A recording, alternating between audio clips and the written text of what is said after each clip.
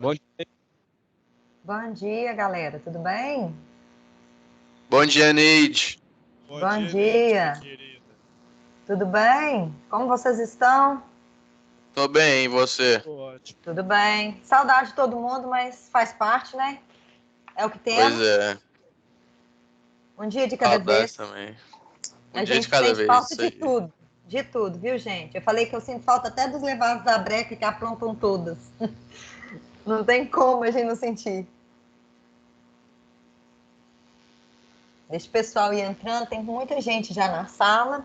Eu quero iniciar com poesia, que eu acho que vale a pena. Todos Oi, vocês Neide. fizeram, gente, atividade? Tudo bem? Tudo bem? Gente, umas figurinhas muito engraçadas. Vocês colocam umas imagens muito loucas.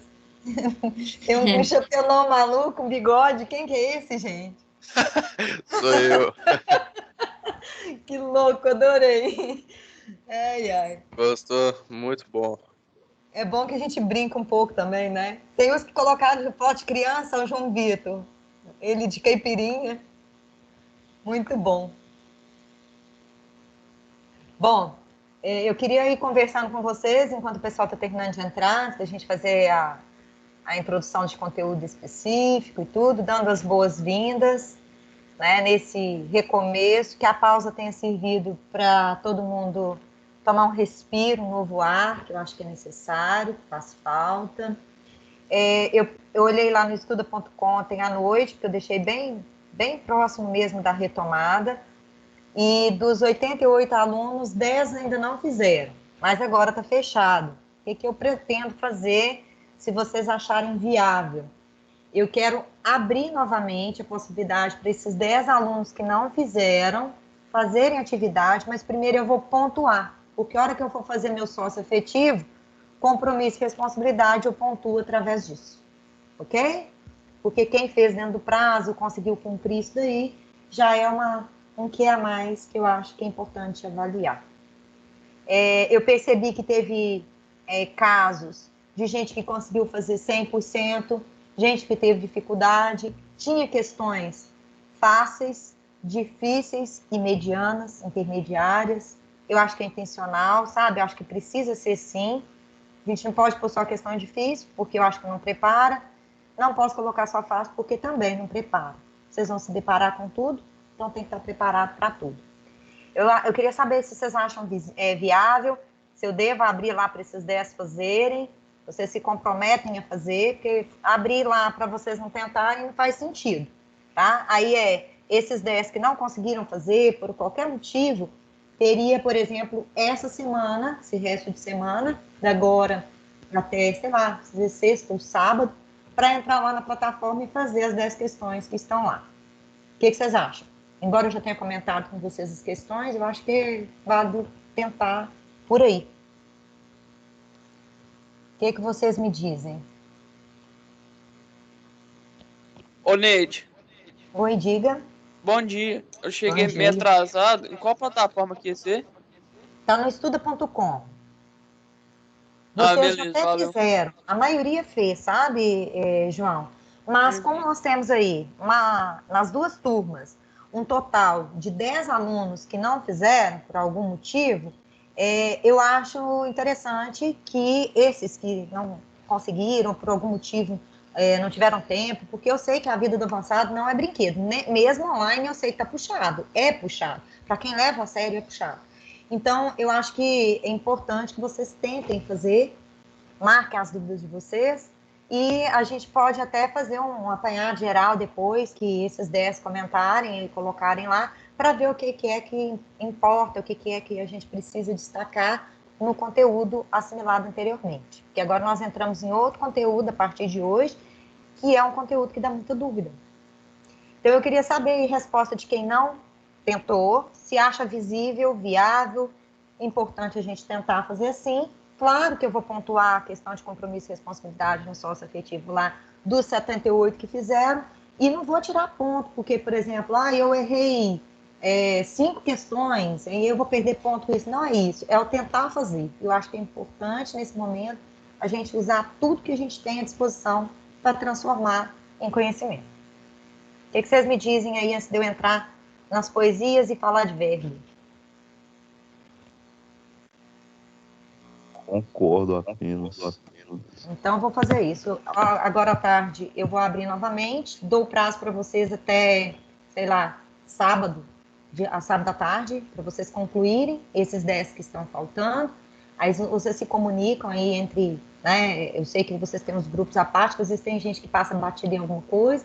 Eu tenho lá a lista de quem fez, eu já pontuo de uma forma, né, para o sócio efetivo, e agora passa a pontuar para esse outro lado, beleza?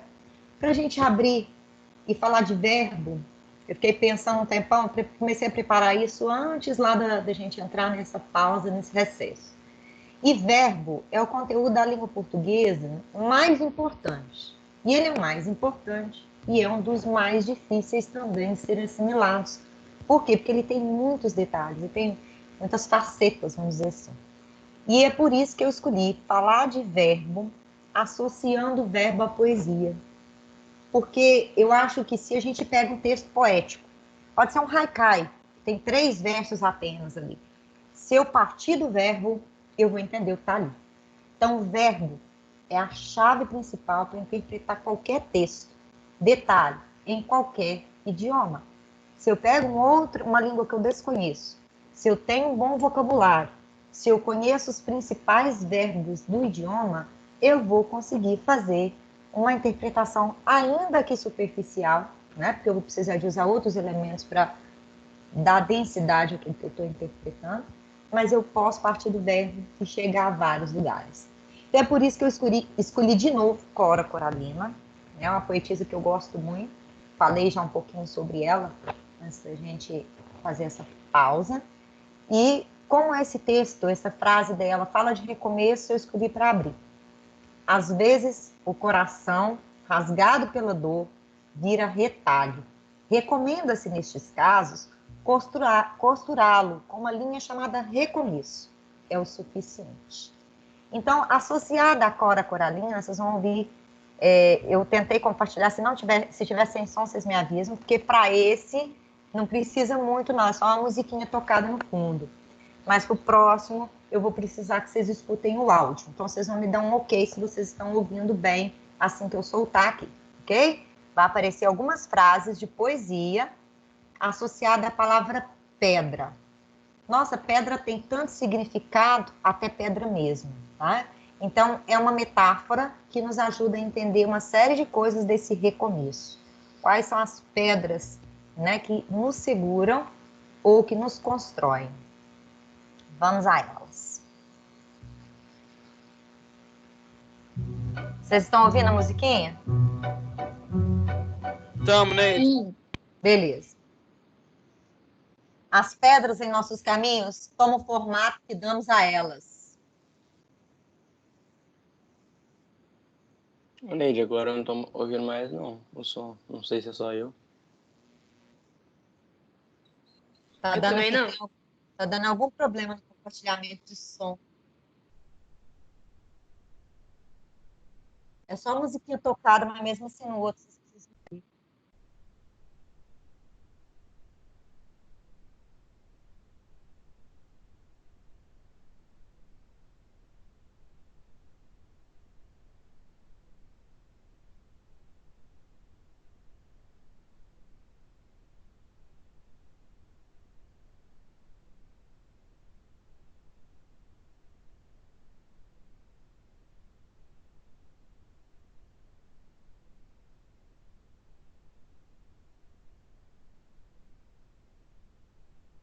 Que isso, velho? Conseguem ouvir agora? Nada, Sim, né? Ele deu alguma falha.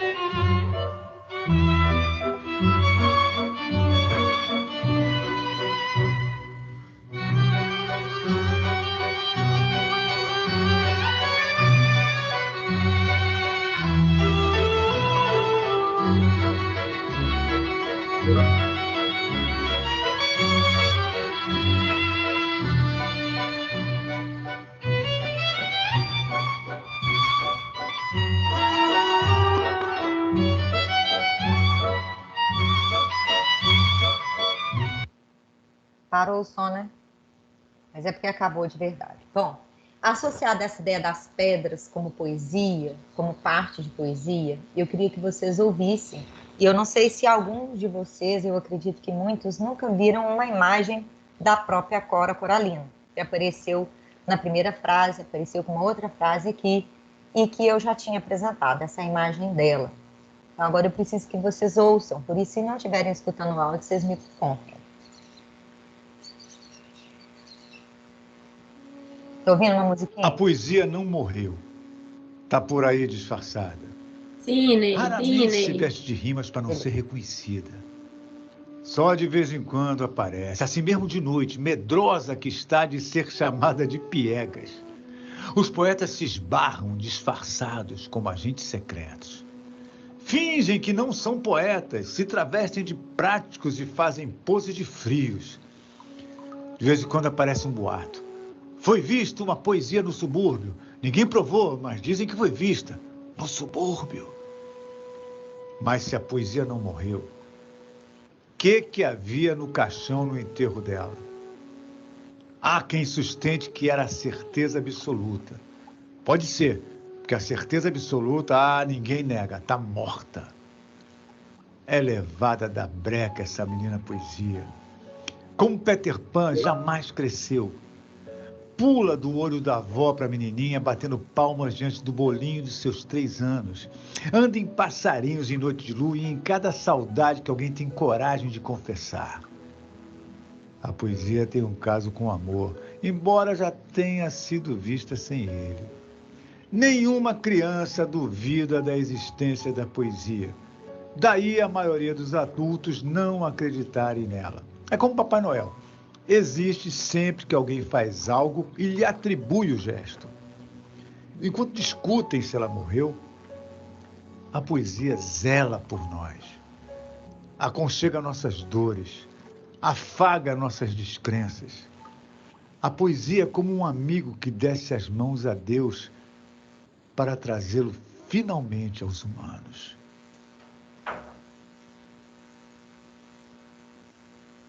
Bom, como ele disse ali, a poesia não pode morrer, né?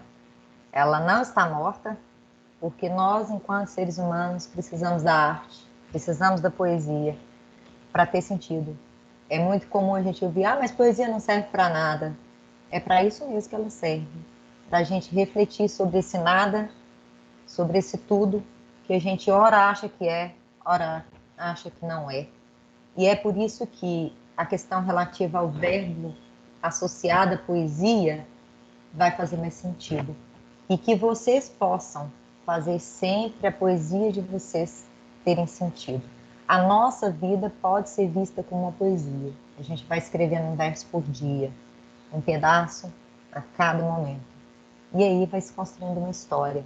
Né? Ela tem a estrutura de versos, ela pode ter rima ou não, ela pode ter uma estrutura narrativa, mas a gente está fazendo poesia à medida que a gente vive. Então, aí eu escolhi falar de verbo esbarrando na Bíblia. Mas como assim? Esse trecho que vocês estão vendo aí na tela, com uma galáxia no fundo, um sistema, né, solar colocado aí, eu tenho um trecho bíblico. No princípio era o verbo. No princípio era o verbo. E o verbo estava com Deus. E o verbo era Deus. Mas da onde é isso? Da onde foi tirado isso?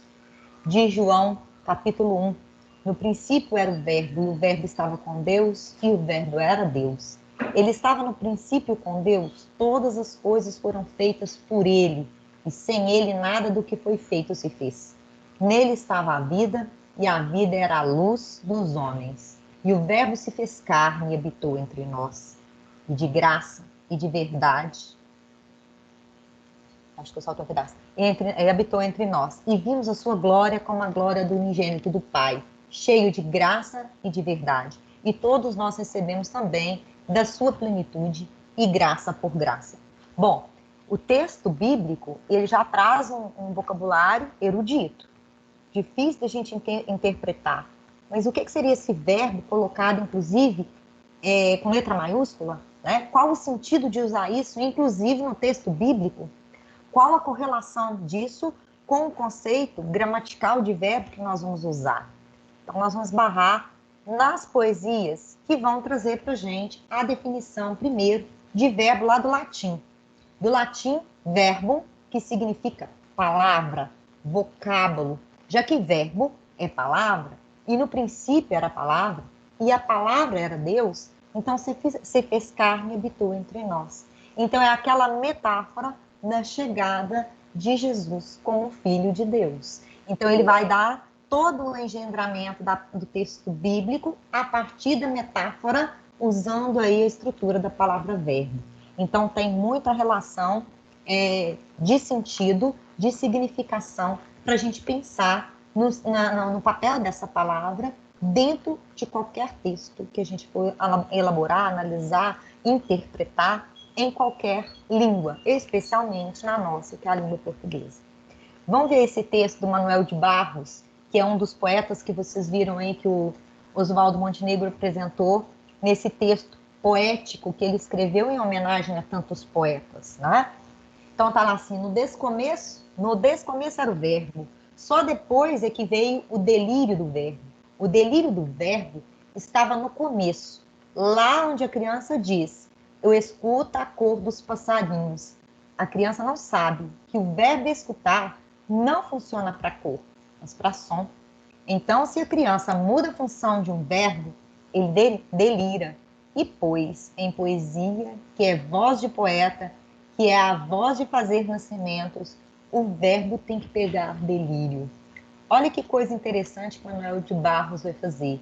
Esse é um autor que tem caído muito no Enem, tá, gente? Em várias edições, o Manuel de Barros aparece. Os trechos, os textos do Manuel de Barros não são fáceis de serem interpretados, porque da mesma forma que Guimarães Rosa brinca com a construção das palavras, o Manuel de Barros também faz. O Manuel de Barros é mais recente, morreu em 2018, tá? Então ele é bem mais contemporâneo, enquanto Guimarães Rosa, né, ele está lá no início, e é atemporal, porque a obra dele é recorrente, com difícil leitura devido a essas construções típicas, tá, da linguagem. Ele faz construções que brincam com os neologismos, com a criação de vocábulos de vários idiomas e também da própria estrutura da língua portuguesa. Ele cria vários. Então, o Guimarães Rosa é chamado o maior neologista da língua portuguesa. E o Manuel de Barros segue um caminho muito parecido. Uma outra curiosidade do Manuel de Barros que esbarra aqui, que aparece aqui, é a releitura com a palavra passarinhos. A maioria dos poetas, né, dos poemas, melhor dizendo, do Manuel de Barros, fala de alguma coisa relacionada a passarinho, tá? Ele brinca muito com esse encantamento. Ele era muito encantado, tanto pelo canto quanto pela beleza dos passarinhos, pela simbologia, pela questão da liberdade. E olha como que ele associa, tá? A ideia do delírio. O delírio seria essa metaforização que a criança faz sem perceber, né? Quando ela diz que o verbo, por exemplo, escutar, não cabe para a cor, mas a criança usa. Então, quando a gente faz uma inserção de uma coisa que não é comum,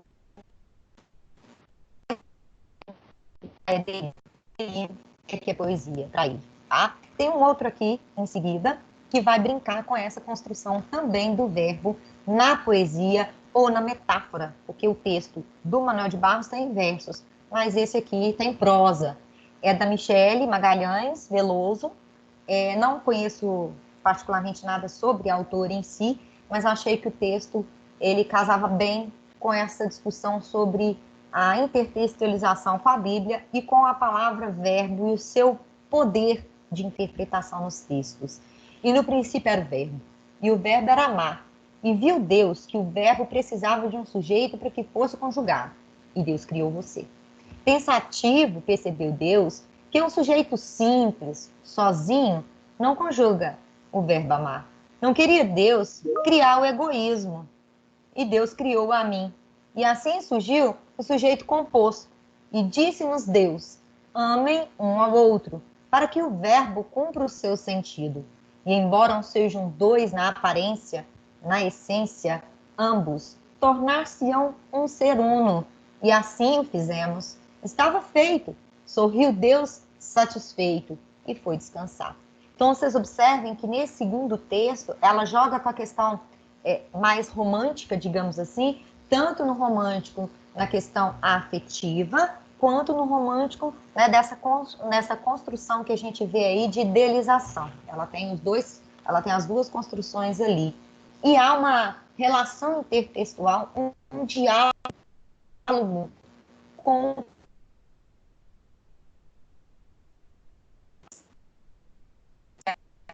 a primeira frase aí de apoio. Então, há uma correlação significativa entre ambos. Vamos lá na sequência.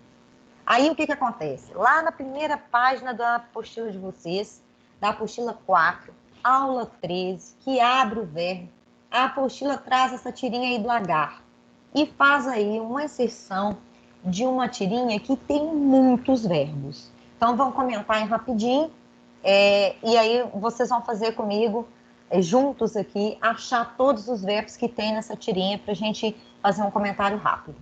Agar o horrível. Uac, uac. Sei nem se lê assim, tá, gente? Uma onomatopeia mais complexo, cada um vai ter uma absorção dela, né? E essa agora é de sortudo. O que é isso? Isso é um apito para chamar o pato bicudo. Onde você conseguiu isso? Comprei de um vendedor. Como funciona? Você assopra e sai um som que parece o pato bicudo. Uac, uac. Mas você sabia que não existem patos bicudos na Noruega? Sim. Então, por que você comprou isso? Ele era um bom vendedor. Tá? Então, ele comprou uma coisa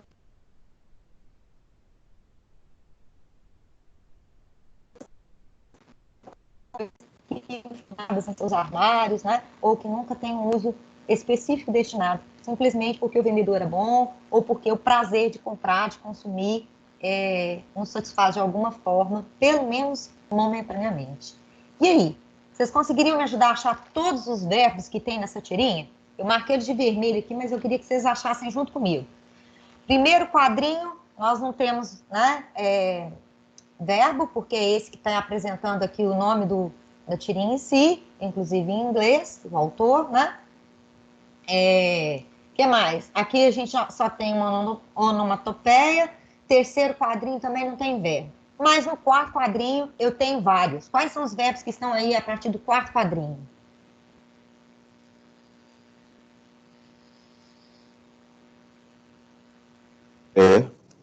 O né, no primeiro balão. E aí, o que mais? Chama.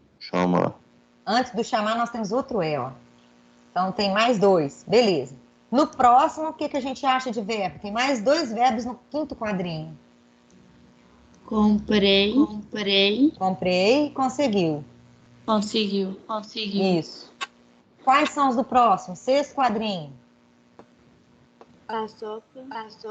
Assopra, funciona. E... assopra, sai. Ih, faltei o sai, gente. Passei batido no sai. Não marquei ele, mas ele também, verdade. Qual outro? No outro quadrinho. Mais dois lá. Existe. Sabia. Isso, sabia, existem. No próximo, o que a gente tem de verbo? Comprou. E no último? Era. E olha que eu ainda esqueci de marcar um. Mas olha quantos verbos tem na tirinha. Mas por que ele utiliza tantos verbos? O que vocês acham? Antes da gente passar para comentários em si.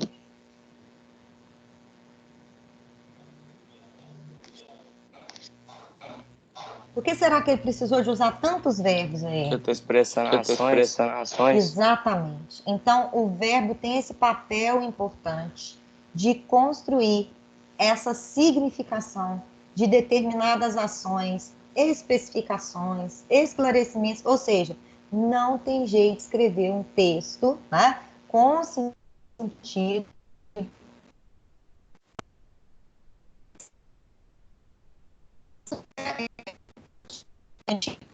poesias e faça outro tipo de uso. Mas dificilmente eu vou ter um texto em prosa, um texto dissertativo ou um texto narrativo sem inserir verbo. O verbo, ele é determinante, ele é ponto principal em todo tipo de construção.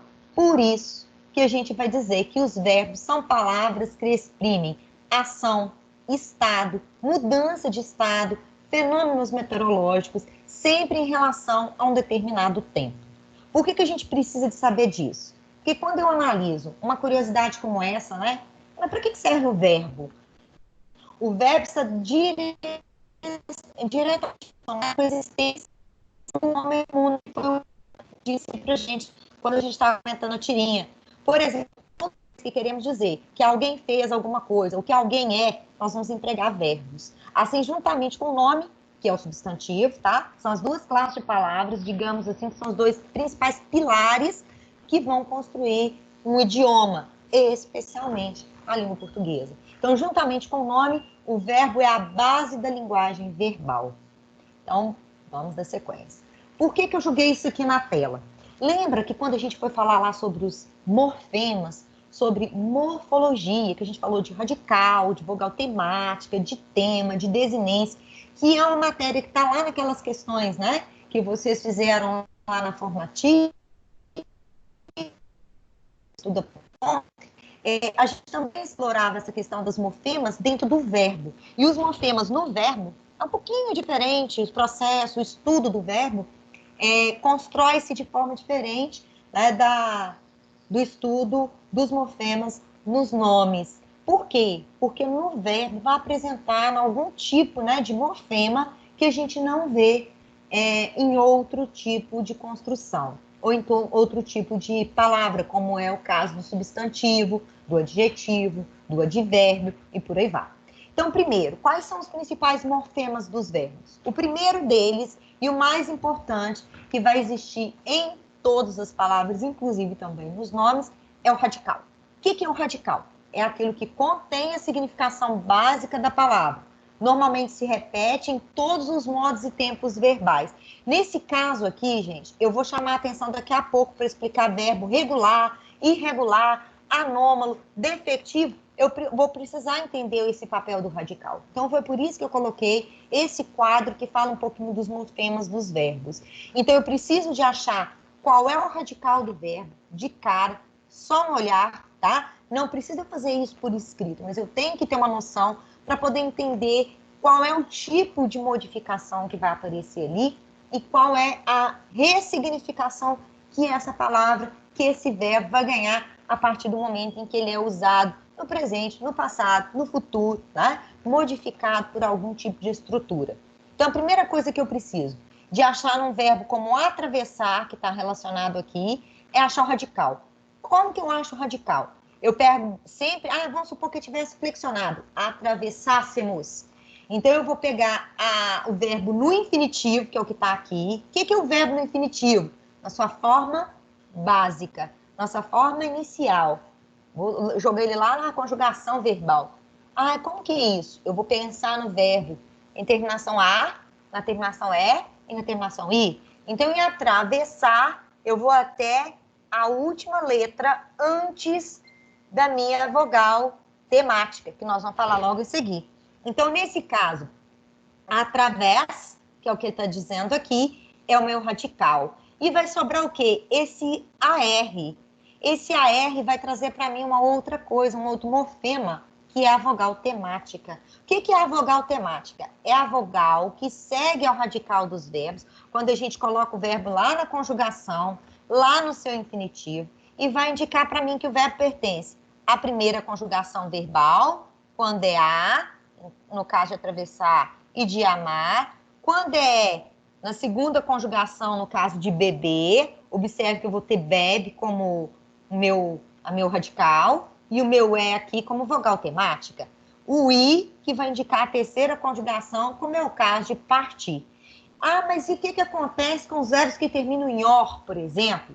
Por, compor, depor, propor, impor e por aí vai. Vocês vão observar que todos esses verbos têm o mesmo verbo dentro deles, que é o por, tá? Vai derivar lá do latim poer. Então, não tem uma outra conjugação diferente com o or, tá? Ele é derivado aí na segunda conjugação por causa do latim, a sua base original, beleza? E tema? O que seria tema enquanto morfema? Vão lembrar? Toda vez que eu for falar do tema, eu vou ter a soma entre o radical e a vogal temática. E eles fizeram aqui, ó, através, mais o A, qual que é meu tema? Atravessa. E aí, então, só sobrou o R. O que é o R? Desinência de infinitivo, tá? Então, vai indicar que o meu verbo está no infinitivo. O que é desinência? Desinência vai ser a parte mais importante para a gente analisar aqui. Eu vou precisar que vocês tenham uma noção de radical e uma noção de desinência para poder entender todas as estruturas de verbo que nós vamos comentar daqui para frente. Então, o que são as desinências? São morfemas que indicam a pessoa do discurso, primeira, segunda ou terceira, e o número, singular ou plural. O que é isso? Eu, tu, ele, nós, vós, eles, certo? Isso vai apresentar aí no verbo quando eu tivesse, por exemplo, atravessaremos, que nós vamos analisar aí daqui a pouco. Da mesma forma, as desinências também podem indicar para a gente o tempo e o modo do verbo. Então, até lá nos morfemas, que a gente falou um pouquinho das estruturas, eu não precisava, por exemplo, saber o que esse ré significa, nem o que esse mos significa. Agora, nós vamos entender o que esses pedacinhos, o que essas desinências vão fazer no meu verbo. Então, se eu tenho, por exemplo, atravessaremos, o que esse ré seria enquanto morfema? O que ele indica? Ele vai indicar o tempo e o modo. O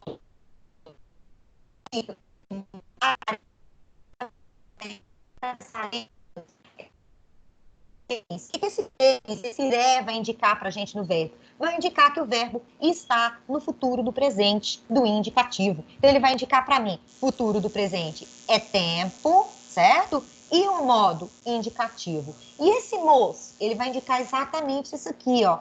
A pessoa e o número. O mos vai indicar para a gente que nós temos a primeira pessoa do plural, nós, certo? Então, saber esses morfemas nos verbos é muito importante para a gente analisar todo o tipo de construção do verbo em si. Tem alguma dúvida até aqui? Posso prosseguir, gente? Vocês lembram dessa matéria direitinho? Eu pus aqui para a gente ir retomando e analisando como um todo. Tá tranquilo?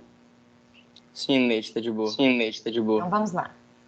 Bom, vamos falar um pouquinho. É claro que eu vou entrar em cada um deles, tá, gente? O que é verbo regular? O que é verbo irregular? O próprio nome já vai me dar uma pista. Regular. A palavra regular, se eu for lá na morfologia dela, eu vou pegar aqui o pedacinho reg, que vai me lembrar a palavra regra. Verbos regulares é que mantém a regularidade, que mantém as mesmas regras. E verbos irregulares são aqueles, né? O ir aqui, né? O ir, melhor dizendo, ele vai negar ou ele vai modificar a regularidade que a gente teria no verbo regular. Então, vamos analisar aí pela definição. O que são verbos regulares? São aqueles que não sofrem alteração no radical e nas terminações. O que seriam as terminações? As desinências, que nós vimos ali atrás. Se apresentam de acordo com o modelo de uma conjugação. Então, nós vamos falar aqui da regularidade. Aqui no quadro, no campo, que nós estamos falando de verbos regulares, nós temos 3 verbos regulares. Um da primeira conjugação, um da segunda conjugação e um da terceira conjugação. O que eu vou observar? O verbo está lá no infinitivo, ó.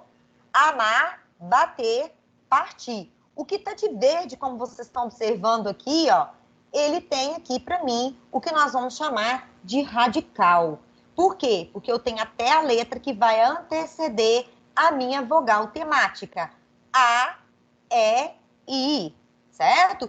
Quando eu conjugo o verbo no presente do indicativo, eu amo, eu bato, eu parto, eu vou observar que esse radical que está de verde aqui, no verbo no infinitivo, se mantém nos verbos flexionados, que estão aqui com as desinências.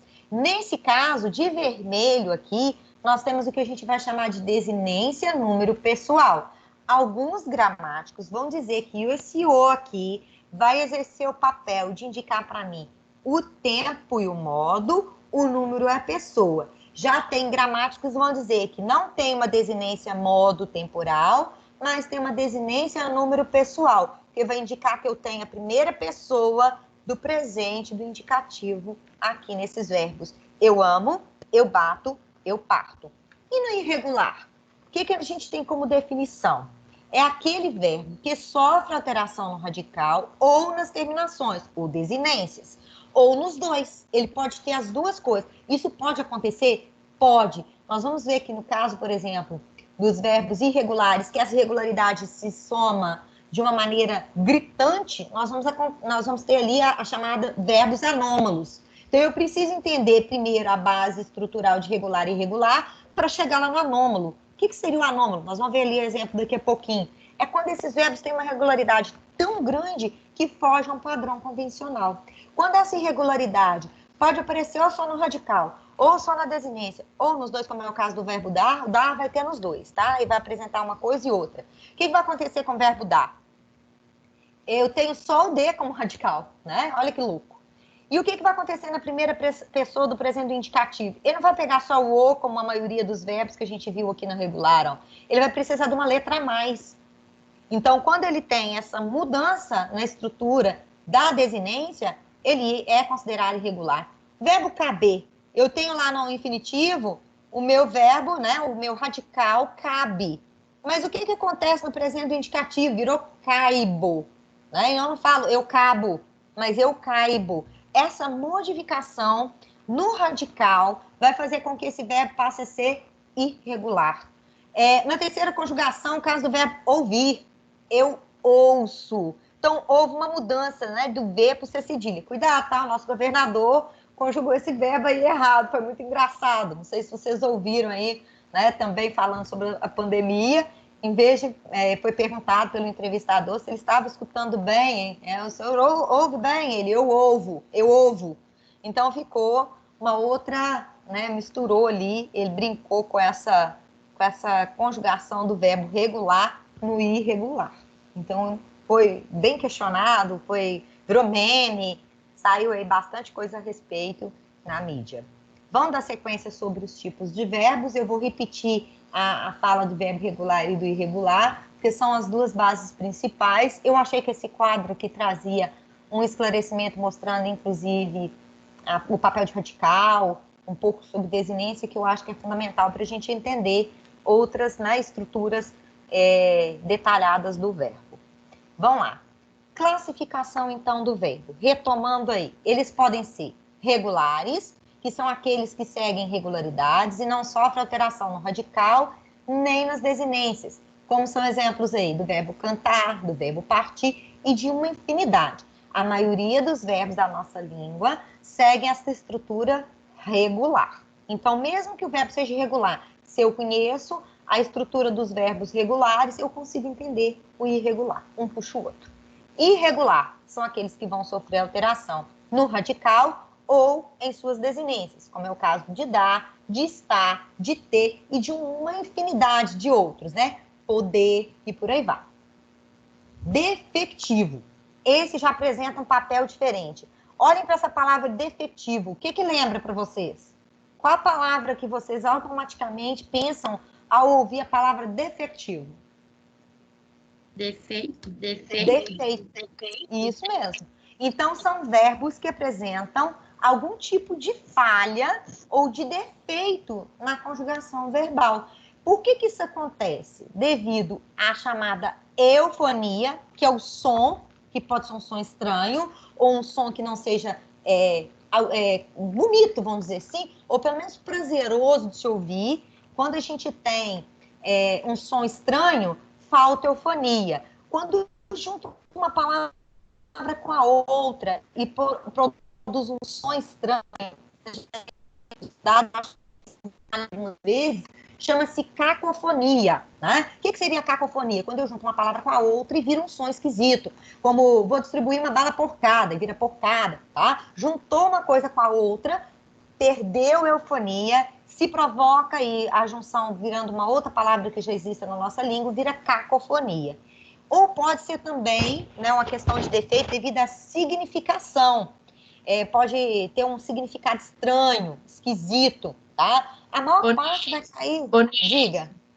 Sorrir é efetivo. O sorrir, ele não é considerado efetivo, ele é considerado irregular, né? Porque, por mais estranho que ele pareça, a conjugação dele existe.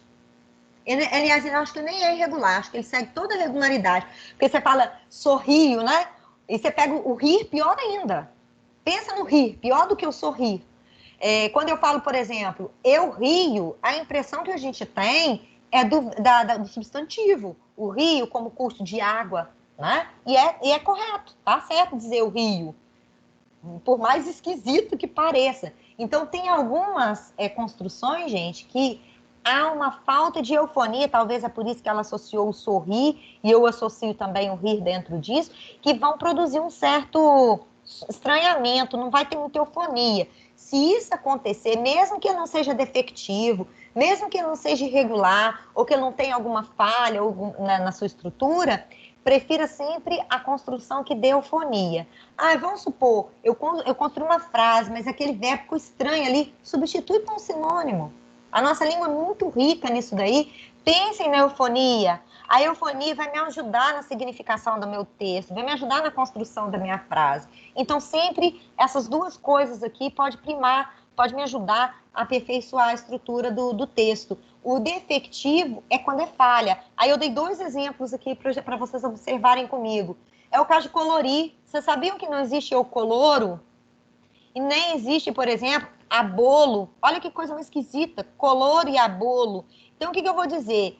Que não existe essa forma, tá? Da mesma forma que não existe abolo. O que eu vou usar, então, no lugar, digamos assim, eu coloro bem o livro, né? Ou o desenho. Eu faço um belo colorido. Ou como a tirinha da frente aqui vai sugerir pra gente. Olha que curioso. Pronto, desenhei. Agora deixa que eu coloro. Diga. O rir é defectivo? Não, ele é regular, para você ter uma ideia. Ele só soa estranho. Então, mesmo ele soando estranho, a gente tem a construção dele.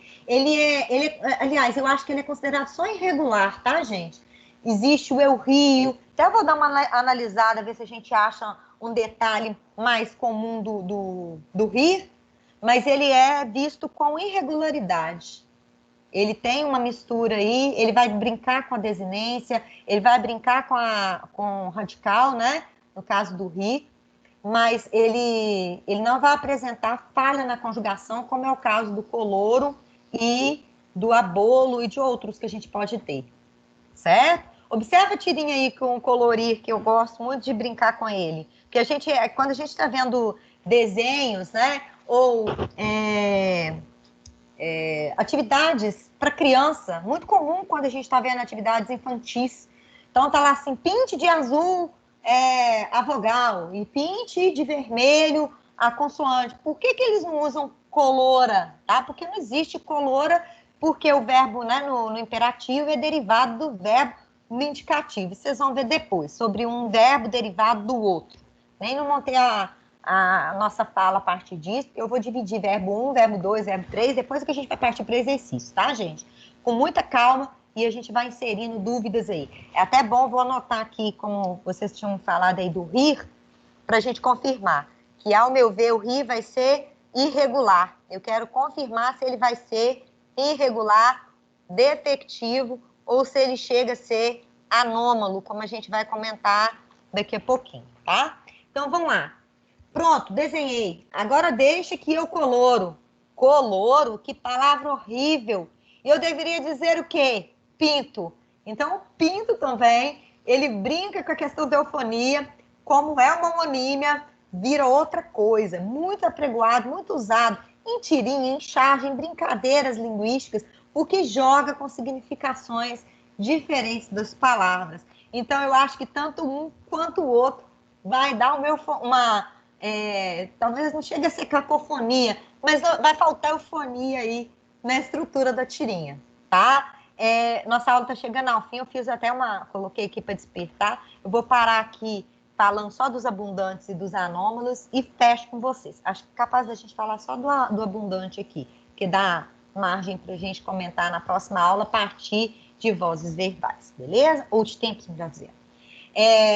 Abundante. O que essa palavra sugere para vocês?